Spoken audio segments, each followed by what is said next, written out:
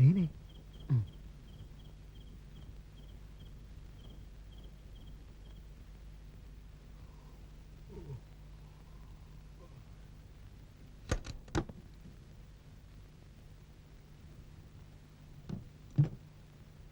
వదిన నిద్రపోయిందా? ఇప్పటిదాకా నీకోసం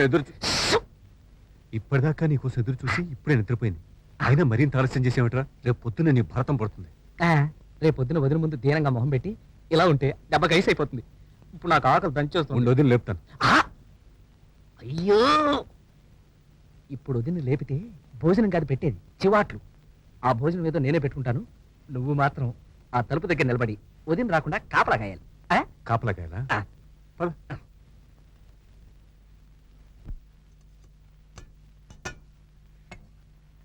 కాకరకాయ కూర.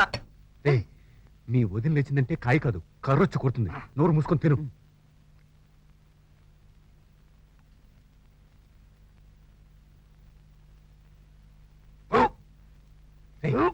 బ్యాక్గ్రౌండ్ మ్యూజిక్ లాగా ఎక్కువ ఏమిటి? శబ్దాలు కొంతలేవా? వస్తుంది. నీళ్ళు తాగు.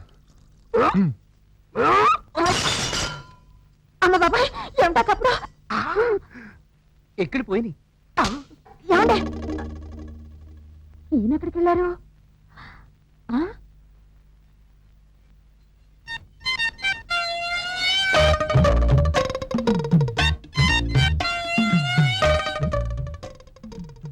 ఇదేమిటండి, అర్ధరాత్రి పూట ఇలా అన్నం తింటున్నారు? అదా, నిద్దట్లో వారం రోజులుగా ఉపవాసం కలొచ్చింది పార్వతి. దాంతో భయంకర ఆకలేసి లేచి కూర్చున్నాను. అయితే నన్ను లేపచ్చుగా? అవును లేపచ్చుగా. మరి ఎందుకు లేపలేదు? ఆకలిలో మర్చిపోయాను.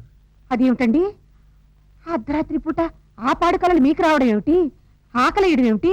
ఇలా విచిత్రం. ఆహా, మీకు పిచ్చి ఆకలేసి ఉంటుందండి. అందుకే కాకరకాయ కూరను కూడా తెలియకుండా వెర్రిగా తినేస్తున్నారు. అదేమిటండి, మీరు ఒక్కరడిస్తే 2 గొంతులు వినిపిస్తున్నాయి. అలవాట్లేని కాకరకాయ తిన్నాను కదా, అందుకే అలా వినిపించుంటుంది. ఆకలి రుచి ఎరగదని నువ్వు చెప్పేంత వరకు ఇది కాకరకాయ నాకు తెలియదు. మీ నాటకాలు. తమ్ముడిని తప్పించి మీరు కంచం దగ్గర కూర్చుంటే నేను తెలుసుకోలేదనుకుంటున్నారా? ఎక్కడవాడు చెప్పండి. అదే నువ్వు పొరపాటు పడుతున్నావు పార్వతి. నిజంగా నాకే ఆకలి లేదు, రోకలే లేదు. చెప్తారా లేదా? మీరు చెప్పకపోయినా నేను తెలుసుకుంటాను. చెప్పండి.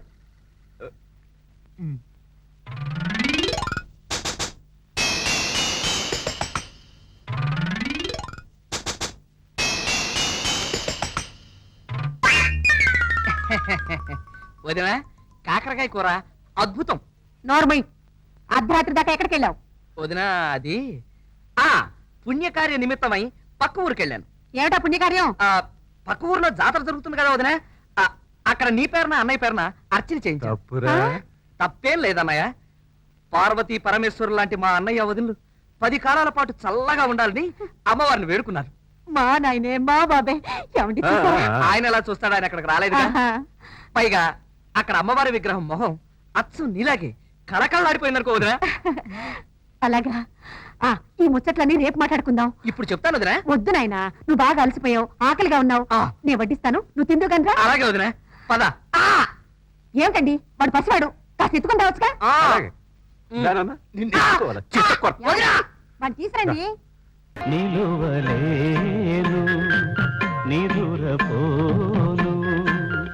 ఆశలు చేసిన అల్లరిలో, అల్లరి ఊహల లాహిరిలో, కోడిలో పేరంటాలే ఆడే అందాల